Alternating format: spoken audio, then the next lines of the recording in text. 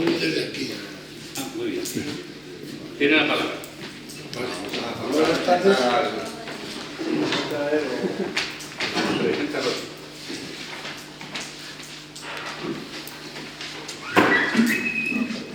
Vamos a presentar al inspector jefe don Atanasio González Pastrana, licenciado en Derecho por la Universidad de Barcelona, diplomado superior en Criminología del Instituto Universitario de Criminología de la Universidad Complutense, máster en Calidad Total, impartido por la Texaco Petroleum, curso de doctorado Universidad Autónoma de Madrid, máster en Derecho Constitucional y Ciencia Política del Centro de Estudios Políticos y Constitucionales, primer curso de Cooperación Internacional en la Seguridad del Instituto de Duque de Ahumada y Universidad Carlos III, curso superior de Prevención de Riesgos Laborales, especialidad en Seguridad de Trabajo, en fin, y un largo etcétera, como podéis imaginar, del currículum del inspector.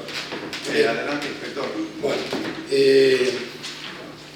llevo 41 para 42 años en la policía, de los cuales una tercera parte aproximadamente lo he dedicado a relaciones internacionales, en organismos españoles, en la Unidad de Cooperación Internacional y luego en temas de Unión Europea. Por otra parte, he estado en diferentes, en el gabinete del ministro del Interior para temas de Unión Europea, en la Comisión Europea y en la Secretaría de Estado de Inmigración. Bien, me he dedicado a escribir y dar algunas conferencias porque para mí es una especie de droga el tema de Unión Europea.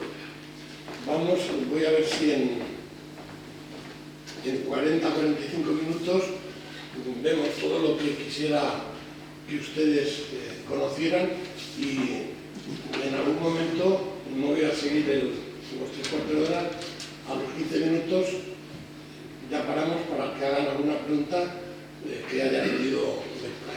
Bien, el título merece ya una explicación de la cooperación en los asuntos de seguridad interior de la Unión Europea. Vale. Esto Señala para ahí. a la derecha. Sí, a la derecha. Está abierto el periódico.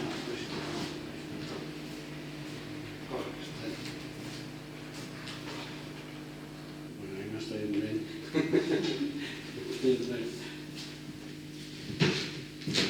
Me queda bien, me quedo aquí, lo voy pasando. Si me paras bien, me quedo aquí y lo voy pasando. Porque me faltan... ¿Dónde está el...? Bueno, pues...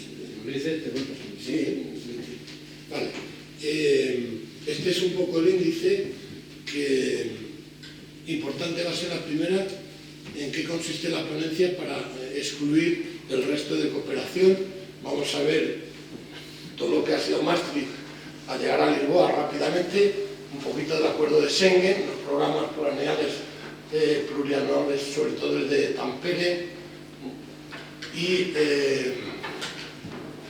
las estrategias europeas de seguridad, la estrategia de seguridad interior. Bueno, ya veis un poquillo, pero sobre todo nos vamos a centrar en la parte baja, que es la parte que más nos interesa, porque es la situación actual, cómo está Europol, cómo está Frontex, cómo están los refugiados, cómo está el terrorismo, etcétera, etcétera. ¿Qué pasa?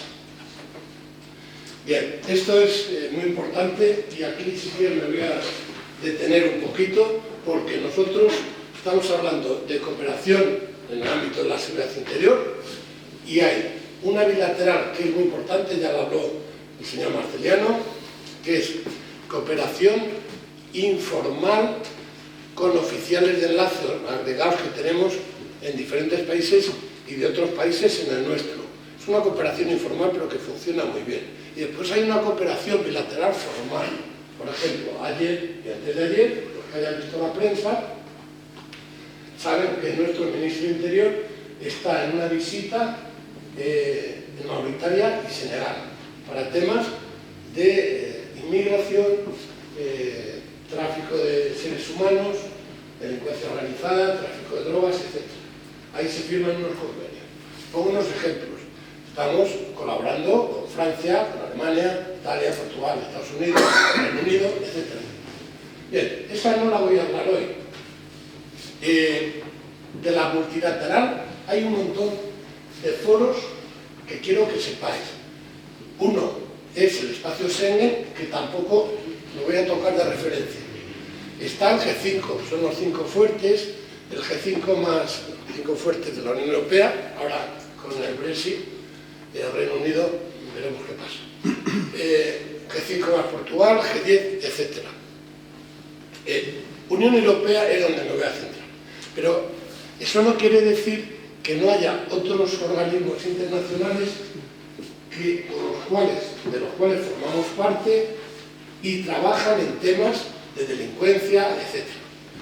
La OSCE, el Consejo Europeo. Consejo Europa, que no podemos confundir con el Consejo Europeo. El Consejo Europeo, la cima, y enmarca las decisiones políticas de la Unión Europea. El Consejo Europa es una organización de 54 o 55 Estados miembros y que también toca temas de inmigración. Os voy a poner un ejemplo. El convenio de ciberdelincuencia se firmó por parte del Consejo Europa y la Unión Europea se ha adherido en bloque a dicho convenio. Bien, tampoco voy a hablar del Consejo Europa y tampoco voy a hablar de la Unión de Naciones Unidas, a pesar de que hay resoluciones de Naciones Unidas tremendamente importantes. Yo hago mención en un artículo que escribo no hace mucho de terrorismo de las resoluciones de Naciones Unidas. Y después también habló el anterior ponente de la Organización Internacional de Policía Criminal, con sede para mi reunión, y también es una organización muy importante de casi 200, 190 países y iba a destacar una cosa de Interpol, para que veáis cuando lleguemos abajo que nos preocupa mucho la cibercriminalidad. Pues Interpol ha creado en el sudeste asiático un centro mundial para la lucha contra la cibercriminalidad. Bueno, si esto lo tenemos claro, entonces ya vamos a la Unión Europea, porque no hay tiempo material. Vamos a pasar. Los antecedentes. Bien, desde el primer antecedente es el artículo 120 del Tratado de Roma, en el que se habla porque la Comunidad Económica Europea se crea con fines económicos. Pero en cooperación policial hay un artículo del Tratado de Roma que hay una declaración de principios y luego el Convenio de Nápoles, que es de tema aduanero y demás. La cooperación internacional e intergubernamental entre gobiernos nace en los años 70. A partir de los años 70 hay un incremento del terrorismo, acordaros del septiembre de Múnich, en el 72 creo que fue.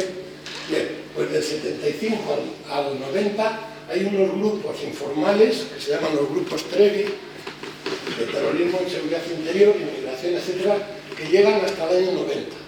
Y nosotros, en un momento determinado, somos observadores, después formamos parte de Trevi, que funciona a 2 niveles, nivel de expertos, nivel ministerial, y en nuestro caso, estando residiendo el presidente Trevi y España, quien propone una secretaría permanente que está en la dirección de entonces Dirección de Seguridad del Estado y Secretaría de Estado de Seguridad. Bien, el acuerdo Schengen sí que quiero decir dos cosas. Es Schengen, el Trevi, que fue una cooperación informal, no estaba controlada por órganos como puede ser ahora Europol, pero Trevi funcionó medianamente bien. Y luego Schengen. Schengen nace de un acuerdo entre 5 Estados miembros, el Reino Unido, Francia y Alemania, y se firma el convenio en el año 85 y luego hay un convenio de aplicación de ese acuerdo del 85 que se firma en el 90 y empieza su funcionamiento en el 95. Este sí que es el verdadero laboratorio, Schengen es el verdadero laboratorio de la cooperación, pero para un espacio que no coincide el espacio Schengen con el espacio de la Unión Europea. Bien, podemos pasar, porque estos son los últimos grupos, el grupo de inmigración, el grupo CELAC, que ya empieza a discutirse en el ámbito del Tratado de la Unión. El Tratado de la Unión es complicado de manejar, se está discutiendo varios años, se aprueba el 10 o 11 de diciembre del año 91 en presidencia de Maastricht, lógicamente de Países Bajos. Y luego se adopta en diciembre, se firma el 7 del 2, del 92 y entra en el 93. Este es importante porque es un convenio raro, difícil de manejar y tiene tres pilares: un pilar comunitario, el de siempre, un segundo pilar que es el de la política exterior y de seguridad común, segundo pilar, y el tercer pilar, los asuntos justicia y asuntos de interior. Bien, nos interesa muy mucho el artículo K, se llama artículo K 1, y del 1 al 9 nos quedamos con el 9, que el 9 habla de la cooperación policial mediante un intercambio de información de una oficina que se llama Europol, con sede en La Haya. Pasa. Acordaros, K1, 9, Europol. Los instrumentos jurídicos en la cooperación en el Tratado de la Unión Europea son la posición común, la acción común y convenio. Bien, esto es manifiestamente... Os explico del convenio.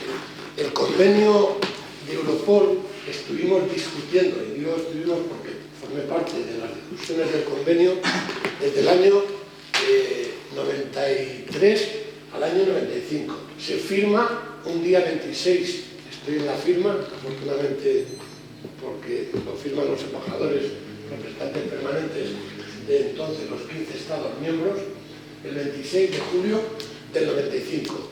Bueno, pues a partir de ahí hemos tenido que desarrollar por medio de reglamentos todas las partes del convenio Europol. Pasado desde el año 97-98 que entra en vigor, y de una forma no estaba incluido expresamente el terrorismo, hoy día tenemos un reglamento que es de aplicación directa, y luego os diré cuáles son las novedades del reglamento. Entre tanto, funcionamos con el convenio hasta una decisión de 2009 por el que modifica el reglamento arcaico, cerrado y que era difícil de funcionar. Ahora vamos a ver que se modifica el tratado de... Hay unas carencias, bueno, en el ámbito del tercer pilar apenas tienen voz, un poco de voz la Comisión, nada el Parlamento, nada el Tribunal de Justicia. Las decisiones se tienen que adoptar por unanimidad. En esa época éramos 12 Estados miembros, a los que se añaden Austria, Finlandia y Suecia, ya como 15 a lograr unanimidad.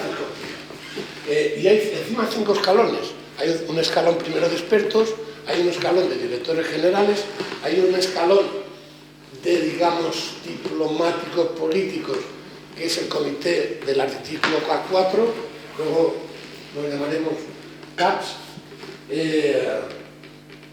Después el COREPER, que es el que prepara las decisiones del Consejo. El COREPER es el comité de representantes permanentes. Cada país, Estado miembro, tiene una representación permanente. El embajador que representa al Estado miembro se reúne para todos los consejos, para agricultura, medio ambiente, para justicia interior, asuntos exteriores, etc. Son demasiados escalones. Veremos que se pierde, el segundo escalón se pierde ahora mismo cuando vayamos al Tratado de Ámsterdam. Los avances son muy lentos. ¿Y cuál es la solución que se adopta? La de progresar fuera de la Unión. ¿Cómo? A través de la cooperación intergubernamental introducida por Schengen, porque Schengen sí que ya está funcionando.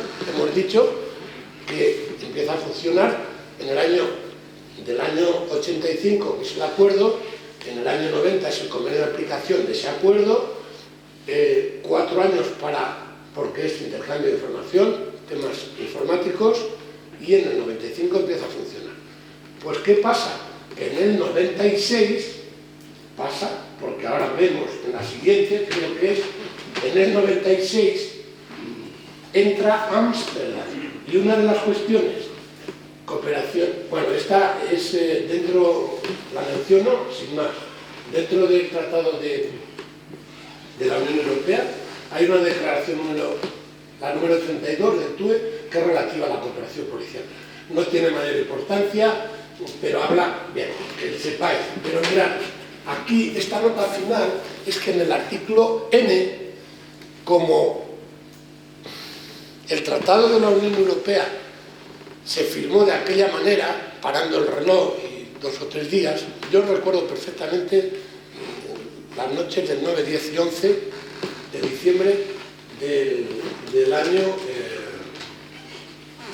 91, pero se mete ahí esto que dice, prevé, el Tratado de la Unión Europea prevé que en el año 96 se convoque una CIG, una conferencia intergubernamental que modifique el tratado que había, que no era del todo eficaz, ¿no? Así que esta nota, este artículo es el que da paso a las modificaciones que obran en Ámsterdam, que ya estamos hablando del año 95. Vamos a ir deprisa, pasa.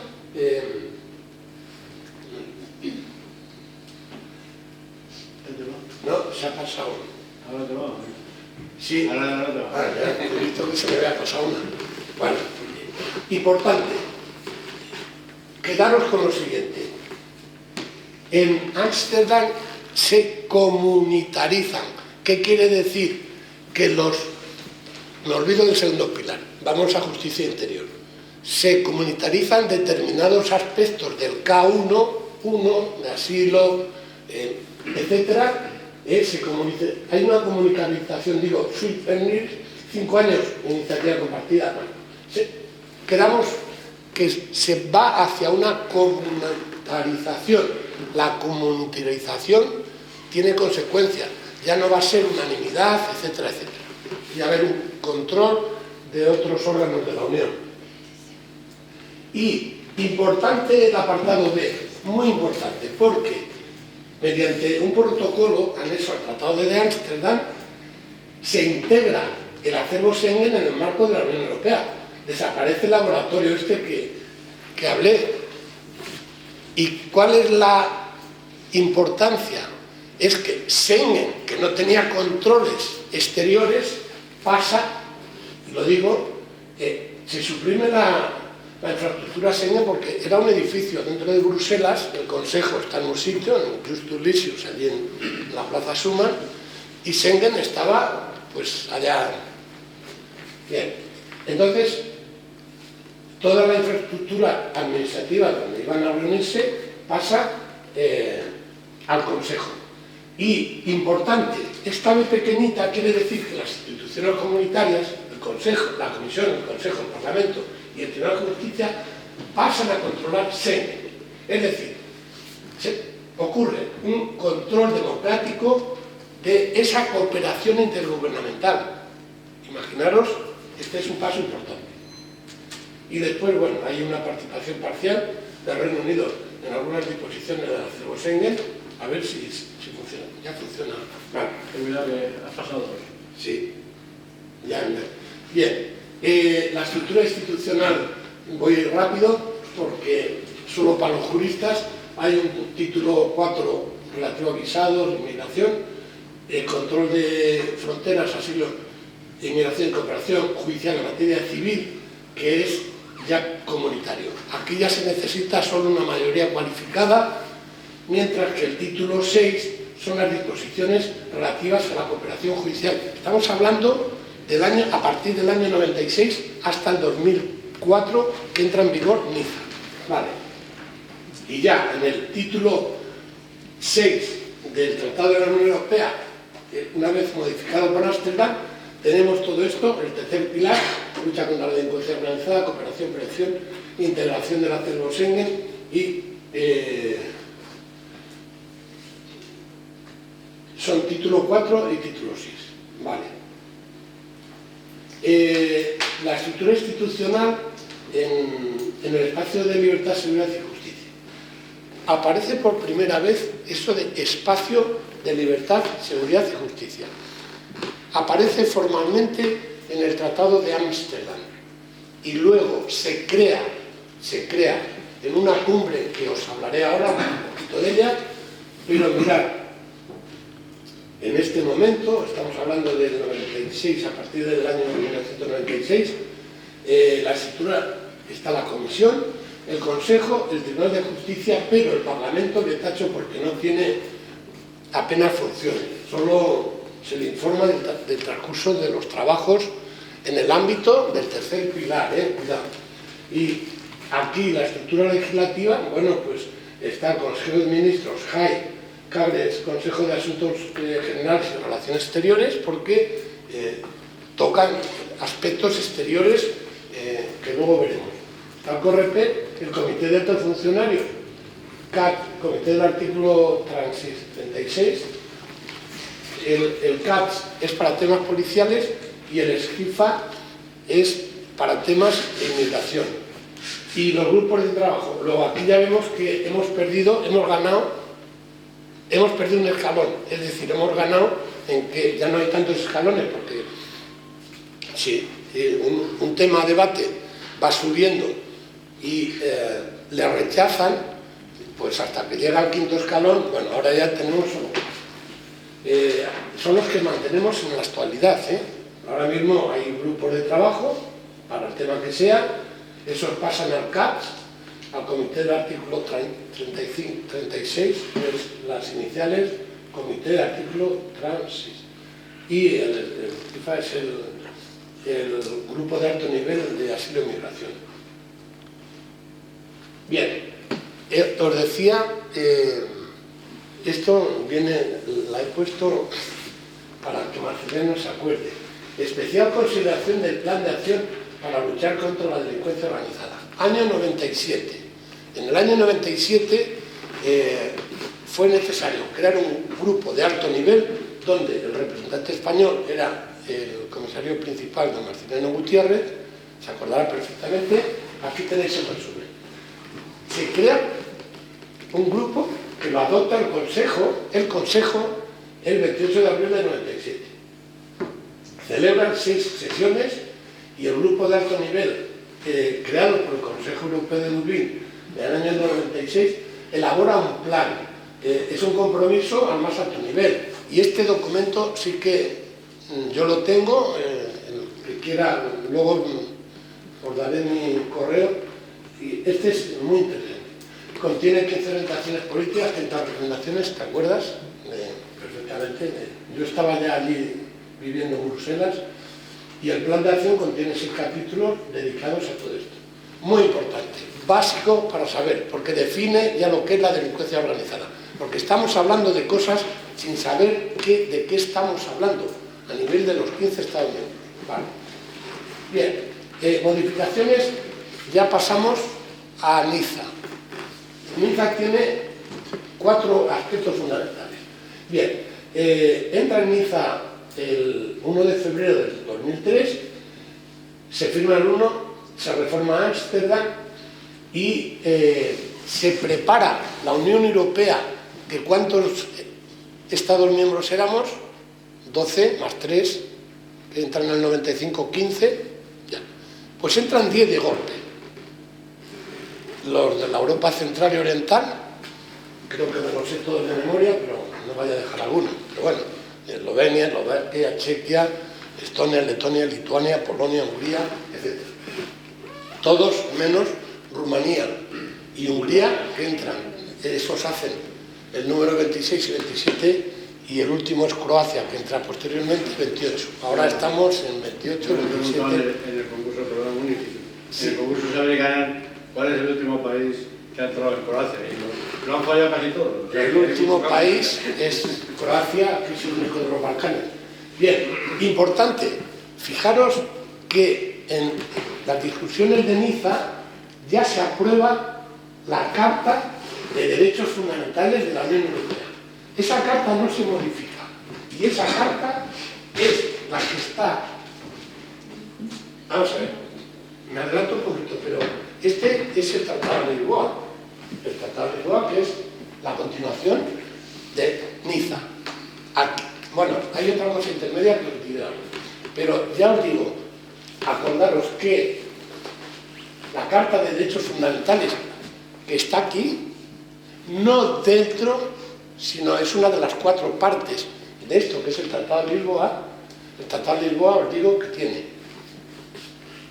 el Tratado de Unión Europea, Tratado de Funcionamiento de la Unión Europea 2, los protocolos y declaraciones 3 y la Carta de Derechos Fundamentales anexa. Tiene un valor vinculante, pero no está dentro del tratado. Sí estaba dentro de otras cosas que veremos. Bien. Así que se adhieren 10 Estados miembros, los pecos, y más Rumanía y Bulgaria, que lo harían en...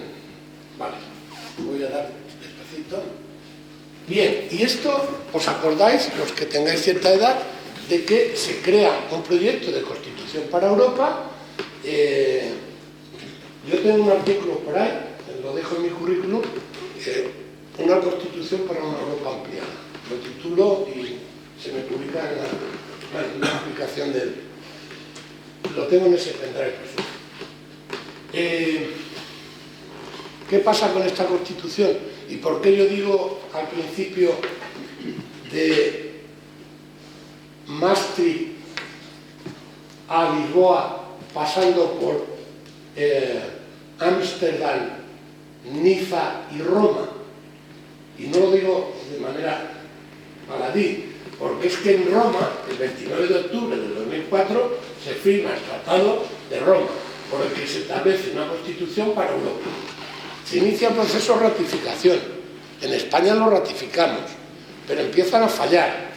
Y ante el fallo de Roma nunca entró en vigor por los resultados negativos de Francia y Países Bajos en 2005. Pero sí digo una cosa que es importante. Todo el trabajo que se hizo en el 2004-2005, yo en ese momento sé dónde estaba en el gabinete del ministro del Interior, y sé que se trabajó duramente, y ahí es donde me encomendó el secretario general técnico una publicación que era, escribe sobre la Constitución Europea, en el ámbito JAI. Bien, en el ámbito JAI, prácticamente de la Constitución Europea, casi todo, y cuando digo casi todo, es el 99,99, pasa sin tocar al Tratado de Lisboa. Vale. Se crea el Comité de Seguridad Interior, el COSI, la Constitución Europea, pues pasa. Bien. Así que tenemos esta Constitución y la seguridad, ya entramos en el Tratado de Lisboa, que es el que está en vigor. Está formado por 2 tratados, el Tratado de la Unión Europea, que lo sepáis, el Tratado de Funcionamiento. Yo creo que es algo más sencillo de manejar. No obstante, hay muchas remisiones, no es fácil para los principiantes. Desaparecen los 3 pilares. El comunitario, la PES ya se había convertido en la política común de seguridad y defensa, y JAI. Hay una mejor articulación del espacio de libertad y seguridad, y bueno, me pongo a ver, lo que quiera ver el artículo 3.2, anotarlo, o lo miráis, o tengo 2 tratados, he traído. Vamos a ver, cosas importantes que ocurren cuando entra en vigor, que entra el 1 de diciembre del 2009. Fijaros, os iba a decir una cosa. Nosotros entramos en vigor, entramos en la entonces Comunidad Económica Europea en junio, firmamos en junio del 85 con Portugal. Entramos en vigor de pleno derecho el 1 de enero del año 86. Vale. Primer semestre del 89 es la primera presidencia larga, de enero a junio del 89. La segunda, os he hablado, es segundo semestre del año 95. Bueno, tendremos una tercera presidencia, que es de enero a junio, ambos inclusive del 2002, que ya veremos que hacemos un montón de cosas, y en la presidencia del 2010, que volvemos a ser presidencia, y también del primer semestre, que es largo porque es de enero a junio, porque es que de julio con agosto de vacaciones y Navidad, pues son 4 meses y medio. Vale, pues nos toca, una de las cosas que nos toca a la presidencia del 2010 es poner en funcionamiento el Tratado de la Unión Europea. Digo, novedades en lo que afecta a la cooperación, al espacio de libertad, seguridad y justicia. Luego me iré a la cumbre de Tampere, porque espacio de libertad, seguridad y justicia nace formalmente en el Tratado de Ámsterdam y, aunque lo vemos luego, lo menciono en una transparencia, hay una cumbre propiciada por España, presidente Aznar, octubre del año 99, días 15 y 16 de octubre, que se dedica monográficamente un Consejo Europeo a establecer un plan de 60 y tantas medidas que afectan a los ámbitos